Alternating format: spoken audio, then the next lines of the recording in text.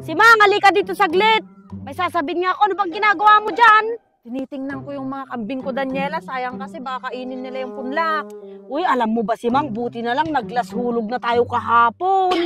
At makakaginhawa naman tayo kahit ilang week lang yung holiday. Ay, tama ka dyan, Daniela. Yung iuhulog natin, edi panghahanda na lang natin sa Pasko. Correct ka dyan, malaking check. Tsaka iwas gastos pa. Oo, tama ka. Kaya lang, Daniela, kahit wala na tayong uhulugan sa lending, may utang naman ako sa mga tao. Ay, ako din si Mang, meron din ako pala yung tumbling. Nako, ano ba yung tumbling? Si Mang, ako nga napasubo ako dyan sa tumbling na yan. Hamakin mo naman ang 1,000, ang tubo niya sa isang buwan.